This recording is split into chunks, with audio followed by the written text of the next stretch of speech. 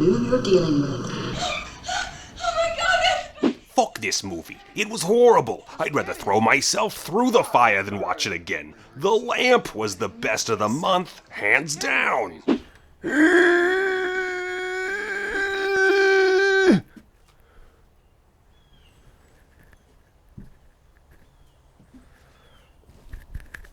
I guess I should talk about that.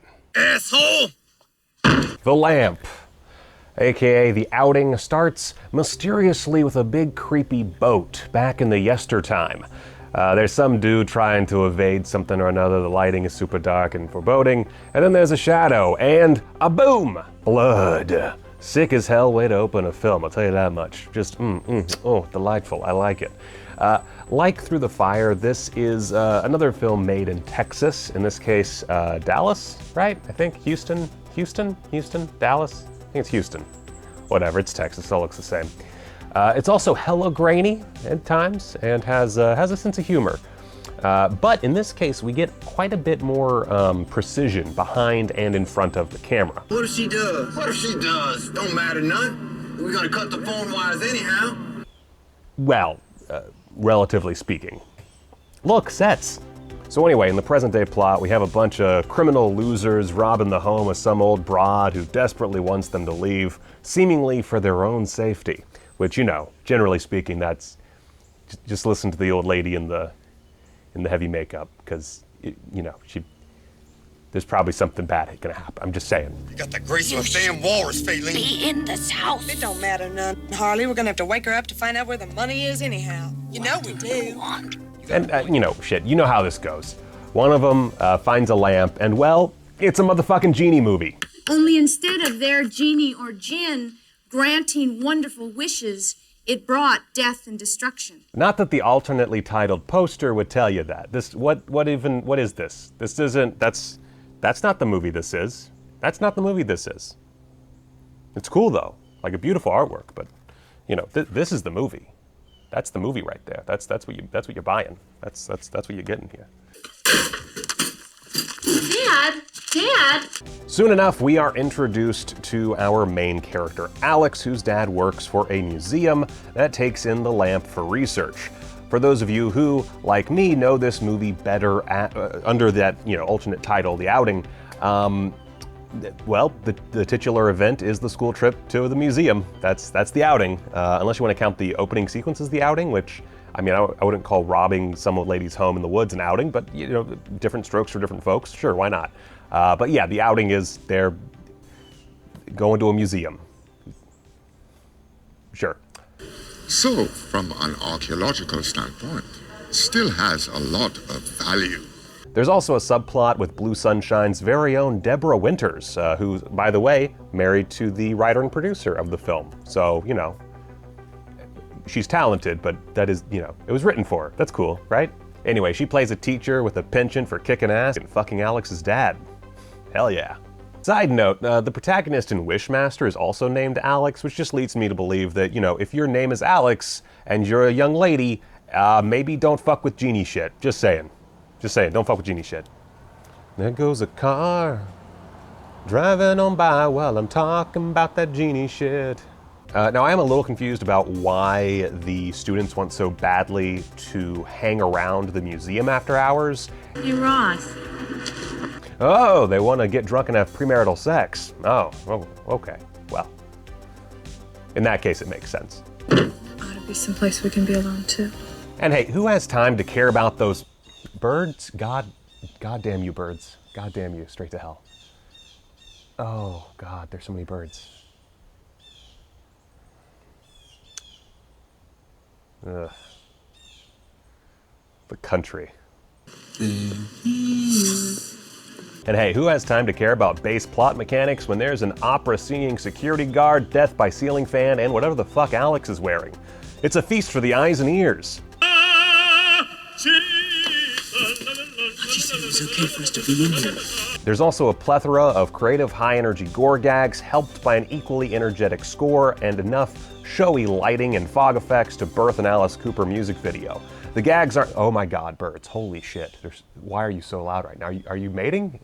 Are birds fucking around me right now? Anyway, but the implementation,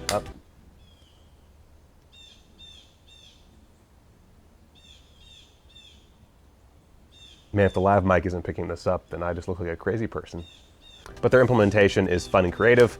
If anything, I just wish that these third act kills had been expanded a bit more toward the middle of the film, because there is definitely a bit of a lag there, a little bit, but there's a lot of characterization. There's a lot of birds screaming right now at me, and I'm really scared for my life at the moment. Anyway, there's also smart decisions like this one, using a long overhead shot for the exposition sequence, or placing a glass display case behind the victim of a spear attack to better emphasize the impact. There's a wild scene in which the typical douchey boyfriend character goes after his ex, aka our main girl, and wow, shit escalates.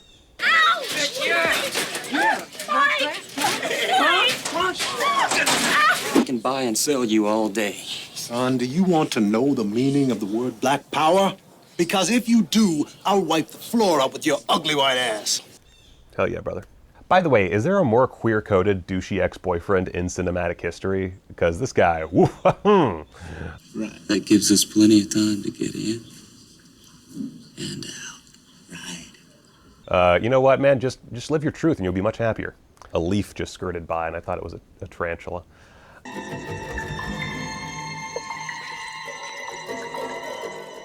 And finally, the conclusion is about as big and ridiculous as you could expect, although I'm not sure why they hired Jackson Bostwick to portray the voice of the Djinn.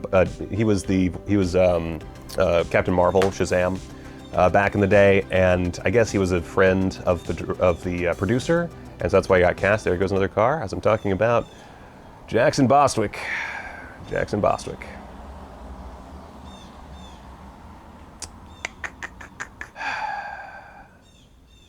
I miss my office.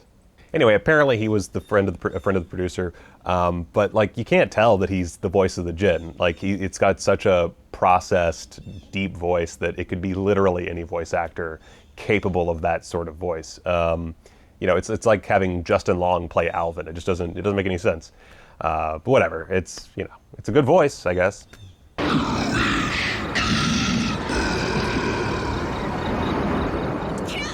Overall, the lamp is certainly no Wishmaster, but it's got this late 80s veneer, creative technique, and a very dark sense of humor. Not to mention a surprising level of production value. I was really happy to see, they shot in an actual museum, but they had some additional sets and a lot of special effects that were really well done. Great camera work overall, great lighting. Overall, like solid, if not a bit campy acting. Like, it's a little uneven, but at the very least, there's no like droll performances. They're all there to actually do the job and get it done, and it does feel like a real team effort. There goes another car, driving by, driving by. I had it with this guy. Knock it off! Anyway, it's a hell of a good time. I enjoyed it immensely. It's nowhere near top tier Vinegar Syndrome, but certainly recommended at the very least. A very recommended film. I think there's a lot of fun to be had here. It's one of those films that's not just a party film like Through the Fire. It's one that I think you can watch by yourself like I did and have a good time, or you can watch with a group of friends and maybe even have a better time. So solid stuff. And while I would definitely, again, rate it higher than Through the Fire, it doesn't have a cat in the freezer. There's a cat in your freezer. Anyway, extras. On this disc, we get a seemingly very small number of extras, including a theatrical trailer. But we have, let's see here, it's a commentary track with writer-producer Warren Chaney, along with actors Debra Winters and Barry Coughing, which is good. It helps that Warren Chaney and Debra Winters are married, so they have a natural rapport. But everyone here is very warm and friendly, and has nothing but good things to say about the production process and the final picture. They can, sometimes they'll make they'll make jokes about the film, but that's to be expected. Warren Chaney, he talks a lot about how you need to care for the characters. That's like a big thing that he mentions a lot, is you need to give the characters something so that the audience cares about them, and they're not just there to be, Djinn fodder. And I wouldn't say it works 100% in the movie. I do think there are some characters who are certainly underserved, but the majority are treated very well. the bullyish boyfriend character is a little much, but again, you get enough of him that you're at least invested in his story, even if part of that investing or investedness, whatever, is just to watch him die horribly. Anyway, they talk filming in an actual museum, deleted scenes, plenty more stuff. Chaney's a very warm presence, and it's no surprise that basically everything else he's done has been very family-oriented. He sounds like that kind of guy.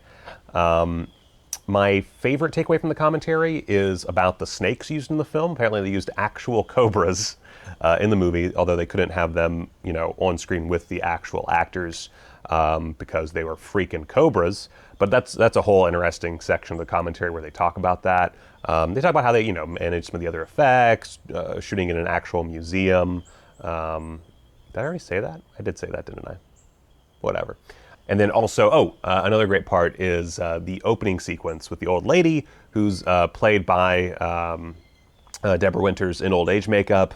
There was a scene shot to connect that to her modern day character, and that footage was, I guess, lost. And so that's interesting, although I'm not sure how it would have worked. I feel like that would be one of those connections that's a little too close, but whatever. Overall, good commentary. I really liked it. There's a lot of pauses throughout, which, is a little, it's one of my pet peeves with commentaries is too much pausing within them, but whatever. They're having fun. Then we got All in the Family taking an outing in the Lamp, a 36-minute making of documentary featuring a shitload of people involved. Very much a talking head piece, hindered somewhat by COVID, but not too much, not super noticeable. There's like one of the people who I'm like, can we just ask him to turn his phone the other way, guys? Can we just do that? But the audio's fine. And if you want to know more about the Lamp, if you want to know about the production process, how it was conceived, the struggles they had with distribution, why it's called The Outing in some places, how this sort of, producer's cut, this extended cut, original cut, whatever, came to be. Great place to find out all about that. If you don't have time to watch or to listen to the commentary, perfect summation of a lot of those points therein. So the only real negative I have to say about it, there is one interview that's not color graded for some reason, which, what a fuck up. So yeah, fairly tight, supernatural slasher with a sense of humor and no modern day irony in sight, bolstered by two excellent special features. So, good. I like it quite a bit. And, boy howdy, just look at this. Oh, look, this kill in the movie, so good. So good. I want to go watch it again right now, but I can't because there's a 10-year-old in the house, which is why I'm outside recording this. Bono Beach, South Carolina. Go watch a movie. I can't.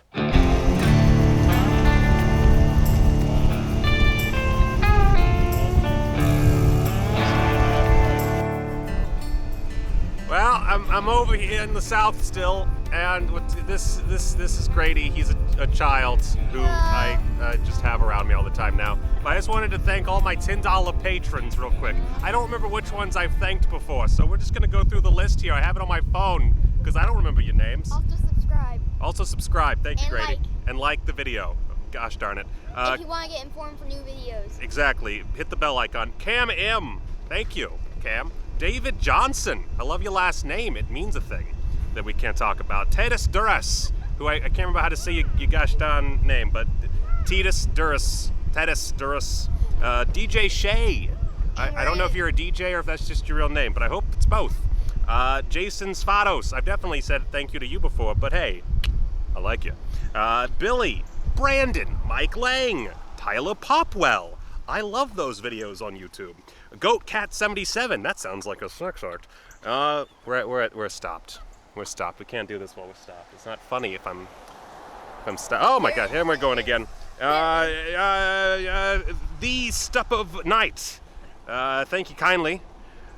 Fair night. Visius, or Vizia, again, I've said this one before, but I suck, and I'm just going through everybody. Andy Treifenbach, Treefy. Hey, Treefy. How's it going, Treefy? I like your I like your pop cultural related quizzes and stuff. Your game night. You know, trivia. Your trivia. I like your trivia, man, when it works. Kevin Mills. Hi, Kevin. Allison Troy. You're such a cougar. I love you. Gun Blanston. Thank you, Gun. Steven Spencer. I like Spencer's gifts. You must be all right. Stuart Anderson. Hey, Stu. Diggum 13. Just Diggum. I love you, Diggum. You're my favorite musician who is also a patron. Joe Campbell. Hey, Joe. Matt Allegretti. Joe, by the way, you're no one can see this, but your profile picture makes you look like you're a politician. So, you know, good luck with that. Matt Allegretti. Love you, Matt. Joseph Phillips. These are all ones I've said before. Calvin Vaughn. Caitlin Stampas. Stamps, I love you. You helped my female demo quite a bit. Daniel Roth. Terry East. My mom. Jeff Hutchison. Joshua Bowman. Lino. Brian, you give me too much money, Brian, but don't stop, please. Flora, the OG patron. Italian Dan, I love you too. God, it's getting wet over here. This is bad. It's raining. And then Michael Stallings, another OG and one of my best friends in the world. Thank you guys so much for giving your money. And hey, $3 patrons, I love you too. It's just, you know, they got the thing in the tiers, and I gotta say names. So anyway, thank you, and of course, as always, thank you to Carey Mulligan, the Academy Award nominated actress, who also supports me every month. Yeah, we're on a golf cart. And also, don't forget to like, subscribe, and share with your friends if you want to get informed for new videos. I feel like this is child abuse, considering what I cover. Also, I love video games. He does. It's true. He does.